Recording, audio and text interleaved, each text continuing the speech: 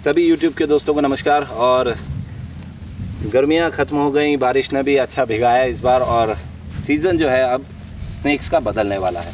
और इस बदलते सीज़न में सबसे पहला हमारा रसल स्वाइपर रेस्क्यू हो चुका है इस सीज़न का, और जो कि बचेली के एरिया से रेस्क्यू हुआ था। ये 3-3.5 फीट इसकी लेंथ है, और साथ ही साथ एक जेनोक्रोफिस पिस्कैटस, ये भी एक रेस्क्यू हुआ है। हम बोलचाल में ढोंडिया, हमारे क्षेत्र की बोली में से डोंड बक्कल कहा जाता है, इंग्लिश में नाम है चेकर्ड कीलबैक। तो सबसे पहले हम इसी को रिलीज़ कर देते हैं, क्योंकि ये मिलते ही रहते हैं। लेकिन अब सीज़न बदल रहा है और सीज़न आ रहा है रसल स्वाइपर का। तो सबसे पहले डोंड बक्कल जो है अपने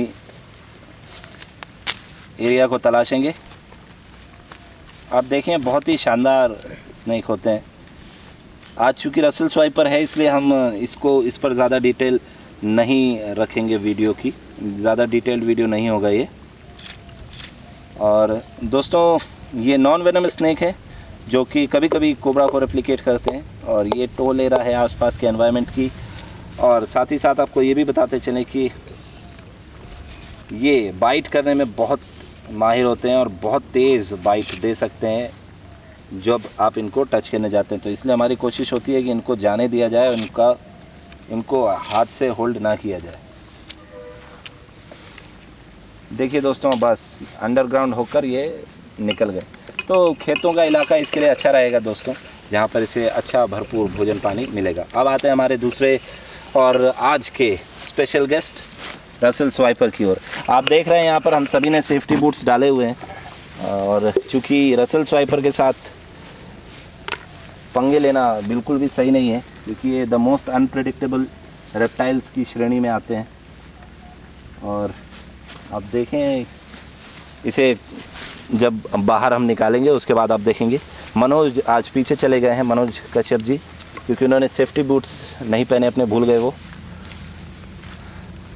और देखें दोस्तों, एक शानदार रसल स्वाइपर, बहुत ही खूबसूरत दोस्तों, और उतना ही जानलेवा। चलिए दोस्तों, अब शुरू करते हैं हम इसके बारे में डिटेल देना, जहाँ पर हम आपको कुछ चीज़ें बताएंगे, जैसे इसका वेनम टाइप। हमारे कई सारे वीडियोस में हमने आपको इसके वेनम टाइप के बारे में बताया है, जो कि पिछले सीज़न में फरवरी या अप्रैल तक आए थे। अभी लेटेस्ट भी कुछ हम इतने रेस्क्यू किए थे, लेकिन वो थोड़े सुस्त थे। चूँकि अब ये इसी मौसम के सांप है, अब इनमें एक्टिवनेस दिख रही है। तो दोस्तों, इसका वेनम जो होता है वो ह्यूमोटॉक्सिक होता है, एंजाइम बेस्ड ये वेनम है, जो कि बहुत ही ज़्यादा लीथल हो सकता है अगर सही समय पर इलाज ना मिले। और हमारे जैसे ग्रामीण क्षेत्र में अगर रसल स्वाइपर ने आपको बाइट कर लिया और प्रॉपर इलाज नहीं मिला, तो दोस्तों जान जाना तय है। अभी कुछ महीनों पहले बापीदा एक स्नेक एक्सपर्ट हैं झारखंड के, उनको रसल स्वाइपर ने बाइट किया था पैर पर, बाय मिस्टेक वो बाइट हो गई थी। और उनको लगभग 28 वॉयल एंटीवेनम्स के लगे थे, तब जाके उनका ट्रीटमेंट हो पाया था। तो मैं रिक्वेस्ट करूंगा अमित से कि इसे नीचे रखें ताकि बेहतर शॉट्स मिल पाएँ, और साथ ही साथ देख पाएँ हम। बस यू स्टिक से इसे होल्ड करेंगे ताकि ये ज़्यादा आगे ना जाए, और हम प्रॉपरली हमारे व्यूअर्स को इस सांप की डिटेल देते रहें।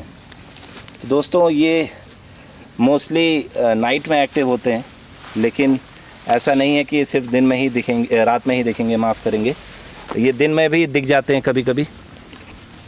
और इनके प्रमुख आहार के बारे में बात करें तो ये चूहों को खाना पसंद करते हैं, छिपकलियों को ये खाना पसंद करते हैं, दूसरे पक्षियों को ये खाते हैं, छोटे मोटे जो होते हैं। साथ ही साथ ये कैनिबलिस्टिक भी होते हैं, जो छोटे साइज़ के रसल स्वाइपर हैं उनको ये खाना पसंद करते हैं। अब देखिए, आप इसकी टिपिकल जो फुंकार है आप उसको सुनेंगे। और माइक ले जा रहे थे इसके सामने, पर ये चाहता नहीं है कि इसको टीज़ किया जाए। तो दोस्तों, अगर ये आपको बाइट कर लेता है तो आपको क्या करना चाहिए? सिर्फ एक काम करना चाहिए, नज़दीकी हॉस्पिटल में आप जाएं। इसके अलावा आपके पास कोई ऑप्शन दूसरा नहीं है। और दोस्तों, एक चीज़ है कि आप अजगर इसको बिल्कुल ना समझें।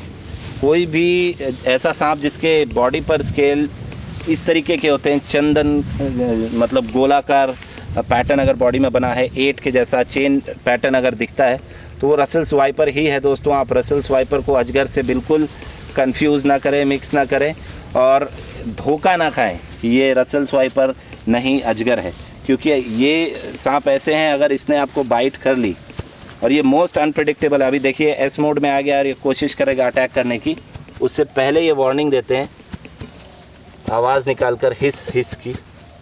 कुछ स्नेक रेस्क्यूअर्स को हमने देखा है जो इसको पिंच करते हैं अपने यू स्टिक से या टोंग से ताकि ये साउंड निकाले। हम ऐसा नहीं करते क्योंकि हमको पता है एक ब्लंट मोटे साइज़ की यू स्टिक से जब आपको पिंच किया जाए तो हमें भी चोट लगती है, तो ये तो बहुत ही नाजुक हैं। ये अगर आपको काटे तो दोस्तों हॉस्पिटल जाना है और इसके जो असर होते हैं इसके काटने पर, उसमें आपका जो लोकल एरिया टिश्यू है वो सड़ने लगता है। कई तरह के असर होते हैं इसमें। 3 जो प्रमुख असर है वो है हैमरेज, एंटीकोगुलेंट असर और नेक्रोसिस, जिसमें टिश्यू डैमेज होना आम है। और आपका जो लोकल एरिया है और जो ब्लड है एक्चुअल में एंटीकोगुलेंट असर के कारण होता ये है कि वो डाइल्यूट होने लगता है और इतना पतला हो जाता है कि शरीर के रोम छिद्रों से भी आपके ब्लड रिसने लगता है। दांतों से, जबड़ों के बीच से, कान से, नाक से, आँख से, सभी जगह से खून रिसने लगता है दोस्तों।